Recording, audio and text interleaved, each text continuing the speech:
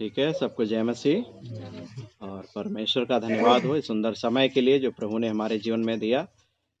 और आज हम लोग परमेश्वर के वचन से देखेंगे प्रेरितों के काम, उसका 17 अध्याय निकालिए। प्रेरितों के काम 17 अध्याय और उसका 21 पद।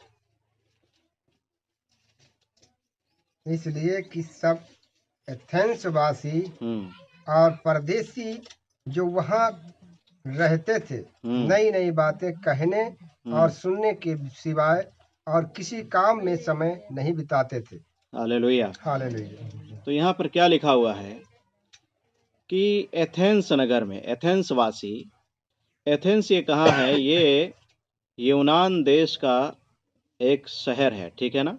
यूनान में जो ग्रीस देश कहा जाता है उसका एक ये शहर है। और यहाँ पर लिखा है कि इसलिए कि सब एथेंस वासी और परदेसी जो वहाँ रहते थे नई नई बातें कहने और सुनने के सिवाय और किसी काम में समय नहीं बिताते थे। तो यहाँ पर जब इस पद को हम पढ़ते हैं तो एथेंस के जो रहने वाले लोग थे, एथेंस वासी जो थे, वो कौन सी नई नई बातों को सुनने और कहने में इनके सिवा कोई समय नहीं बिताते थे। इन सब बातों के सिवा आखिर वो बातें कौन सी थी? वो क्या विषय था इन लोगों की चर्चा का कि पूरा रात दिन उसी विषय पर चर्चा हुआ करती थी।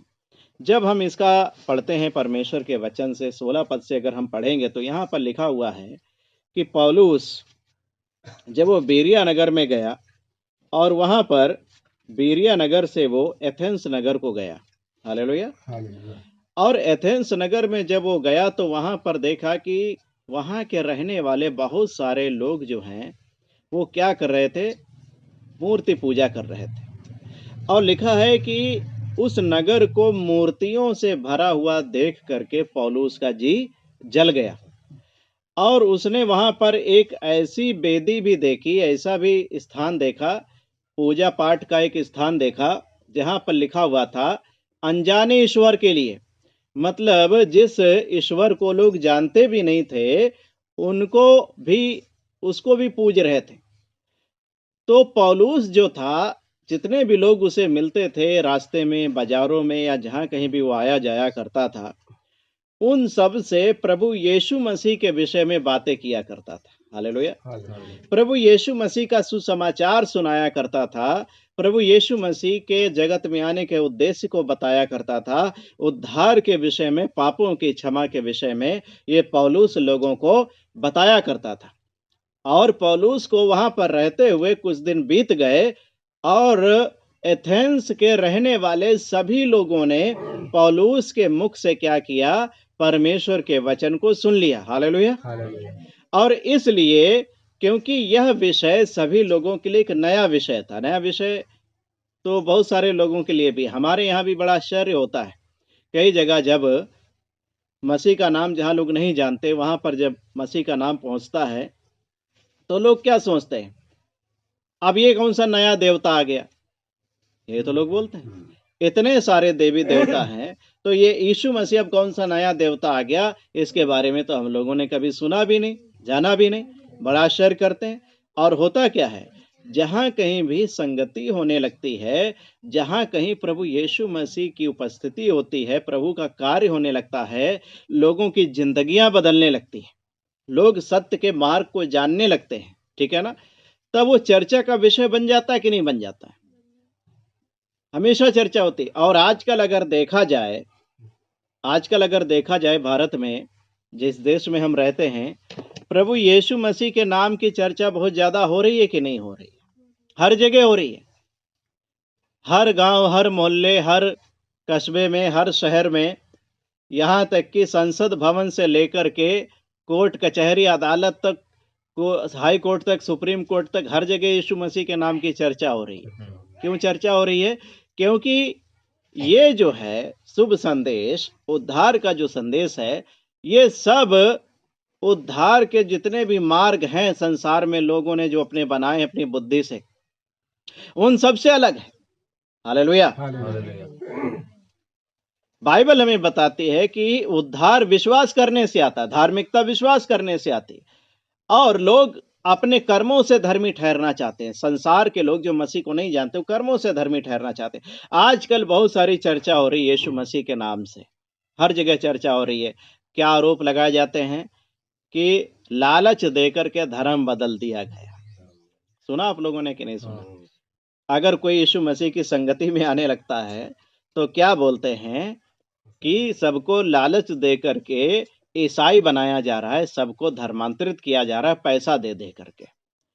तो मेरा एक सवाल है, अगर ईसाइयों के पास इतना पैसा है, इतना रुपया है, तो फिर ईसाई लोग क्यों गरीब होते हैं? सवाल है कि नहीं है? और फिर जितने भी पास्टर हैं, प्रभु के दास हैं, जो प्रभु का काम करते हैं, वो ज्यादातर किराए पर फिर क्यों रहते हैं? उनके पास अपने मकान नहीं होते, अपनी गाड़ी भी नहीं होती है, अपनी जमीनें भी नहीं ज्यादातर होती हैं। वो संगति करने के लिए क्या करते हैं? कहीं किराए पर लेते हैं, कहीं किसी विश्वासी के घर में संगति करते हैं। ऐसा करते हैं कि नहीं करते हैं? और अपने बच्चों को अच्छे स्कूल में भी नहीं पढ़ा पाते। बहुत सारे पास्टर लोग ऐसे भी हैं, बहुत सारे क्रिश्चियन परिवार ऐसे भी हैं जिनको 2 वक्त की रोटी खाना भी मुश्किल है, क्योंकि क्रिश्चियंस के पास खेती किसानी करने के लायक जमीनें नहीं है, जगह नहीं है। ठीक है ना? अगर इतना पैसा है ईसाइयों के पास, तो फिर ईसाई क्यों गरीब है? उनकी क्यों दयनीय दशा है? अगर पैसा देकर के धर्म बदला जाता है। और आजकल हो क्या रहा, आप अगर अखबारों की भाषा देखोगे, जो मीडिया है उसकी अखबारों की अगर भाषा देखोगे, आज ही मैंने पढ़ा कहीं पर एक कुछ संगति हो रही होगी, तो कुछ लोग पहुंच गए और वहां पर क्या बोला जा रहा है कि लालच देकर धर्म बदला जा रहा था। और जब वहां पर विरोध किया गया इस बात का, तो जो लोग ये संगति करवा रहे थे यीशु मसीह के लोग, उन लोगों ने विरोधियों को जान से मार देने की धमकी दिया है। यानी ऐसे ऐसे आरोप जिनका कोई सिर और पैर नहीं है, कोई सिर पैर नहीं। क्या बोलते हैं? लालच देकर धर्म बदला जा रहा है, दबाव डालकर धर्म बदला जा रहा है। दबाव भाई क्यों डालेंगे? क्या यीशु मसीह के लोग गुंडे हैं, बदमाश हैं, माफिया हैं, क्या हैं? आप बताइए। ठीक है ना? और प्रभु यीशु मसीह ने तो हमें सिखाया है कि यदि कोई तुम्हारे एक गाल पर थप्पड़ मारे तो दूसरा भी फेर दे। हालेलुया। गांधी जी ने देश की आजादी की लड़ाई को लड़ते वक्त प्रभु यीशु मसीह के इस कथन को बाइबल से उठाया कि एक गाल पर कोई तुम्हें थप्पड़ मारे तो दूसरा भी फेर दे। इसका मतलब क्या है? अहिंसा।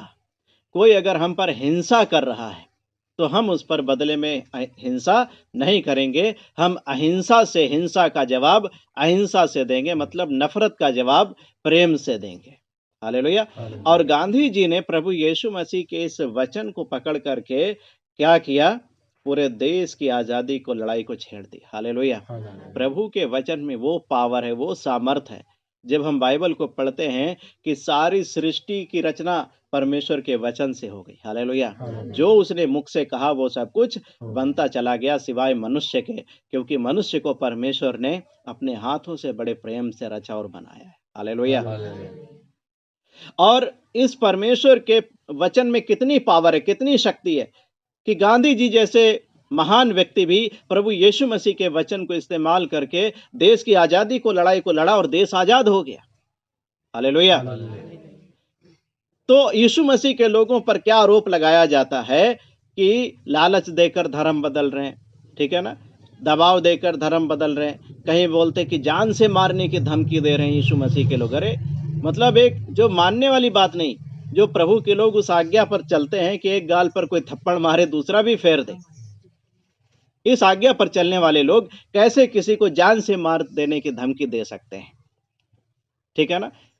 तो आज बहुत सारी चर्चाएं हो रही, हर जगह चर्चा हो रही है यीशु मसीह के नाम से धर्म बदल दिया, धर्म बदल दिया।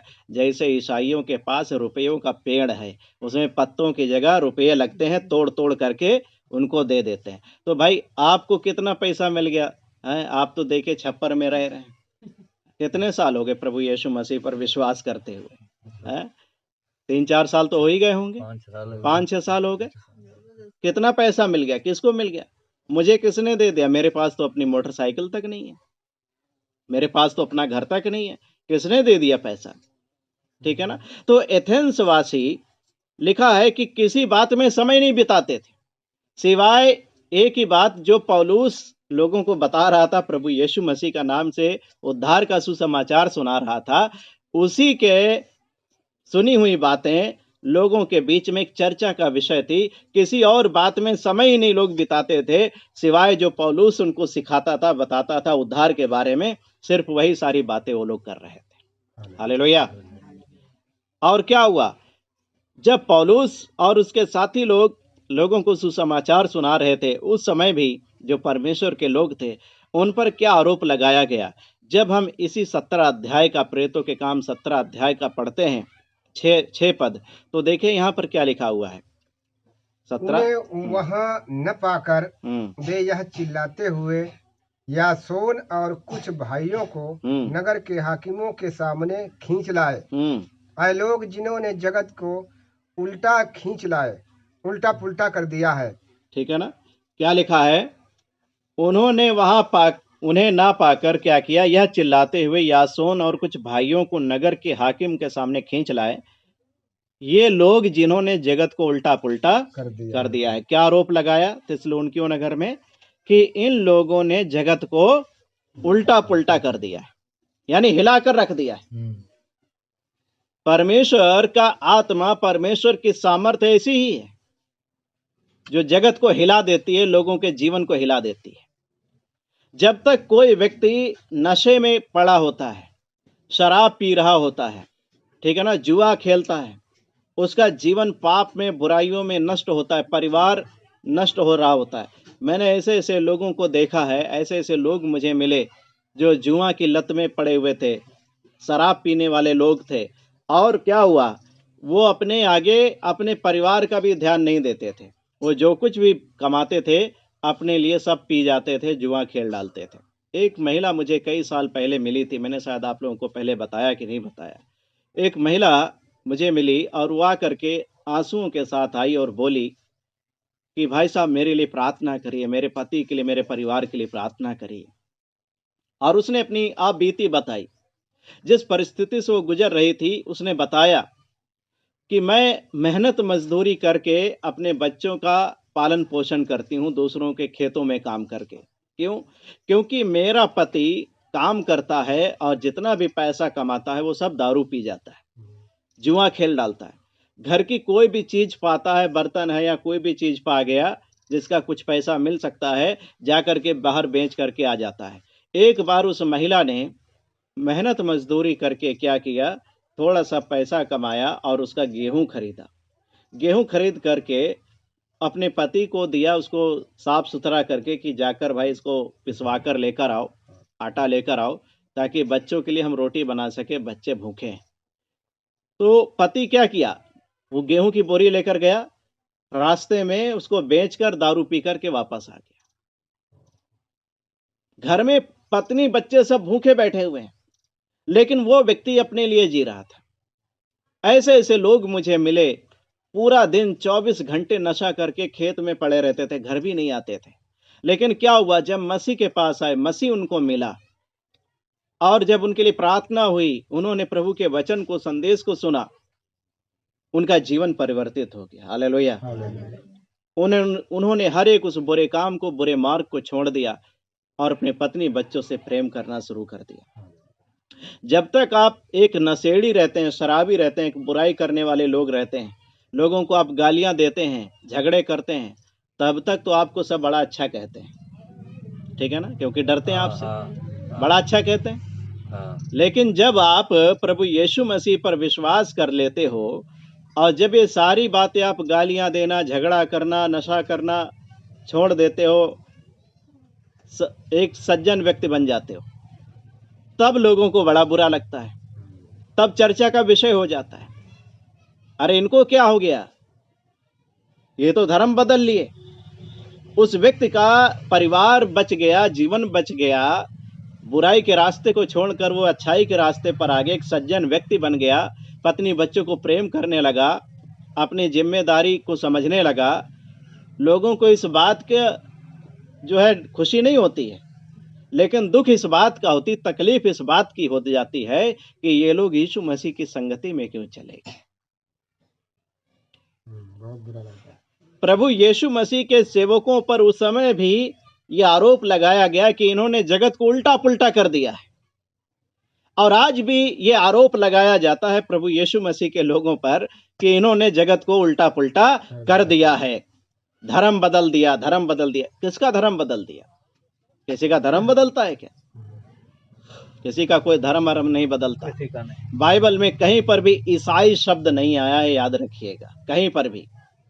और प्रभु यीशु मसीह ने भी किसी का धर्म नहीं बदला। प्रभु यीशु मसीह ने कहा कि चेला बनो, जो कोई मेरा चेला बनना चाहे। प्रभु यीशु मसीह का चेला बन पाना सबके बस की बात नहीं है, याद रखिएगा। लोग क्या आरोप लगाते हैं कि पैसा मिलता है, लेकिन यीशु मसीह ने क्या कहा? जब हम लूका रचित सुसमाचार में पढ़ते हैं, देखिए लूका रचित सुसमाचार उसका 14 अध्याय जब हम पढ़ते हैं तो वहां पर देखिए क्या लिखा हुआ है परमेश्वर के वचन में, 14वें अध्याय में, और उसके 26 पद को पढ़िए। देखिए वहां पर क्या लिखा हुआ है, मैं पढ़ देता हूं। देखिए 25 से पढ़ूंगा इसे। लिखा है, जब बड़ी भीड़ उसके साथ जा रही थी, किसके साथ? यीशु के साथ, तो उसने पीछे मुड़कर उनसे कहा। किससे कहा? भीड़ से। जब प्रभु यीशु मसीह कहीं भी जाते थे, हजारों लाखों की भीड़ उनके पीछे होती थी। और एक समय ऐसा आया कि प्रभु यीशु मसीह ने रुक करके, खड़े होकर के, और अपने पीछे आने वाली भीड़ से कहा। क्या कहा? 26 पद में लिखा हुआ है, यदि कोई मेरे पास आए और अपने पिता और माता और पत्नी और बच्चों और भाइयों और बहनों वरन अपने प्राण को भी अप्रिय न जाने, तो वह मेरा चेला नहीं हो सकता। 27 पद में लिखा है, और जो कोई अपना क्रूस ना उठाए और मेरे पीछे ना आए, वह भी मेरा चेला नहीं हो सकता। और जब आप इसका 33 पद पढ़ोगे तो यहाँ पर लिखा हुआ है, इसी रीति से तुम में से जो कोई अपना सब कुछ त्याग ना दे, वह मेरा चेला नहीं हो सकता। तो प्रभु यीशु मसीह का चेला बनना कोई आसान बात नहीं, आसान काम नहीं है। प्रभु यीशु मसीह ने जब 12 शिष्यों को चुना, पतरस, याकूब, यूहन्ना, अंद्रियास को जब बुलाया, वो क्या थे? मछुआरे थे। प्रभु यीशु मसीह जब उनको मिले, उनको बुलाया कि हे पतरस मेरे पीछे हो ले, तब क्या हुआ? वो नाव, मछलियों से भरी हुई नाव, अपने जाल को, अपने पिता को, सब कुछ को छोड़ करके प्रभु के पीछे हो ले। हालेलुया। जो कोई अपना सब कुछ त्याग ना दे, वो प्रभु का चेला नहीं हो सकता। और जो कोई अपने प्राण को, अपने पत्नी बच्चों को, माता पिता को, भाई बहनों को प्रभु से अधिक प्रिय जानता है, वह प्रभु का चेला नहीं हो सकता। हमें अपने नाते रिश्तेदारों से, परिवार के लोगों से नफरत नहीं करना है, लेकिन सबसे ज्यादा और सबसे पहला प्रेम किसे करना है? परमेश्वर को करना है, यीशु को करना है। हालेलुया।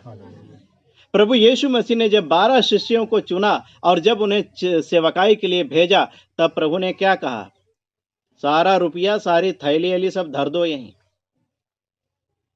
खाली एक जोड़ी कपड़ा पहन कर जाओ, कपड़े भी मत लेकर जाओ, पाँव में जूती पहन लो, हाथ में लाठी खाली ले लो। क्यों? क्योंकि उस समय बहुत ज्यादा जंगली इलाका था, जंगल था ना, ज्यादा जंगली जानवर थे, उनसे रक्षा होने के लिए सिर्फ लाठी लेने के लिए प्रभु ने कहा। और क्या कहा?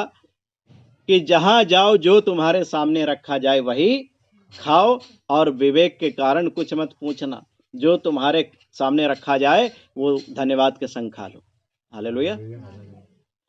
तो प्रभु यीशु मसीह ने तो सब कुछ रखवा लिया जब चेलों को भेजा सेवा के लिए, उद्धार का सुसमाचार सुनाने के लिए। लेकिन लोग क्या आरोप लगाते? संसार के लोग क्या आरोप लगाते? चर्चा का विषय बना हुआ है कि ये ईसाई लोग है ना, धर्म बदल देते, पैसा देकर धर्म बदलते। आप अगर संगति में आने लगे तो आरोप क्या लगता है? कि इनको पैसा मिलता होगा इसलिए ये जाते हैं। अरे भाई, ईसाइयों के पास अगर इतना पैसा है तो वो क्यों गरीब हैं? उनके पास अपने खुद के मकान क्यों नहीं है? क्यों वो किराए पर रहते हैं? क्यों वो संगति दूसरों के घर में करते हैं? उनके पास अपने गाड़ी घोड़ा कुछ भी नहीं होता है। ज्यादातर लोग गरीब हैं, प्रभु के सेवक लोग।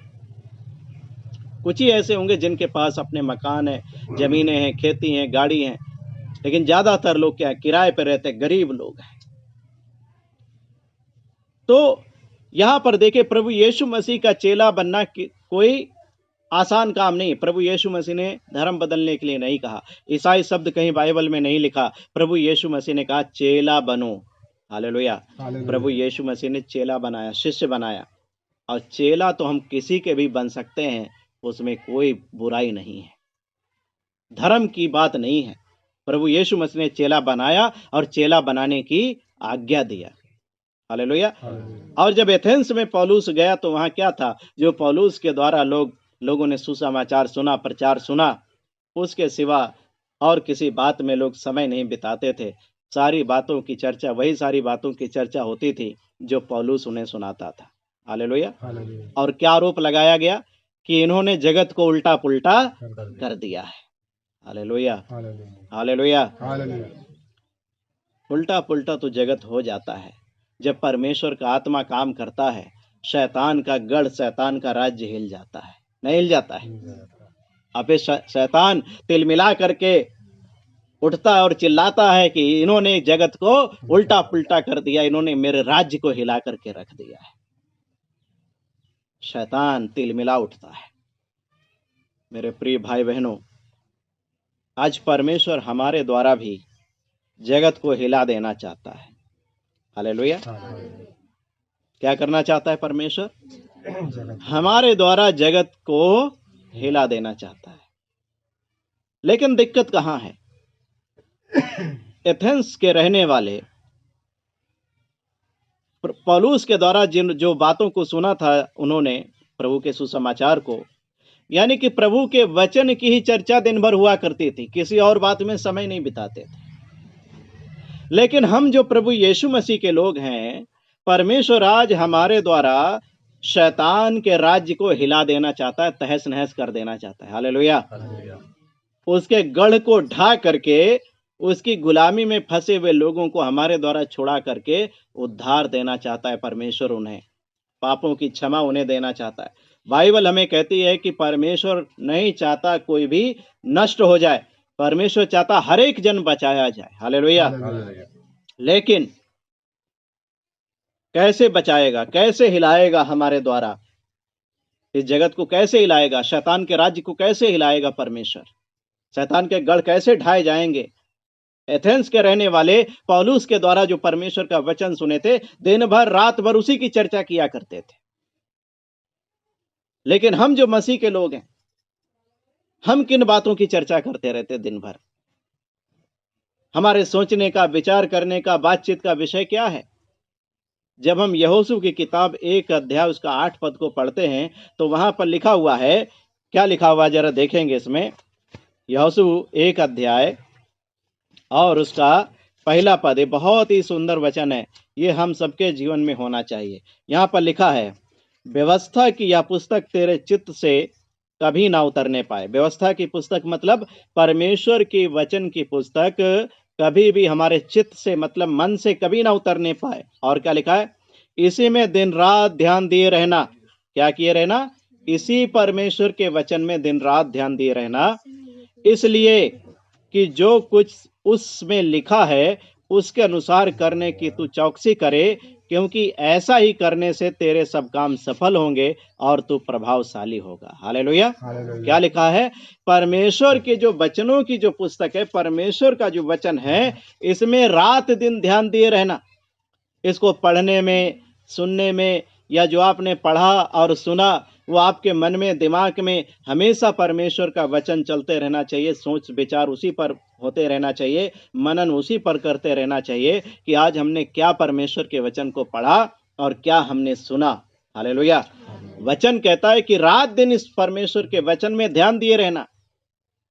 परमेश्वर का वचन तुम्हारे चित्त से, मन से कभी ना उतरे, और जब तुम ऐसा करोगे तो परमेश्वर तुम्हारे काम को सफल करेगा और क्या करेगा? तुम्हें प्रभावशाली बनाएगा। Hallelujah, hallelujah. एथेंस के लोग रात दिन उसी में ध्यान दिए रहते थे जो पौलुस ने उनको बताया था।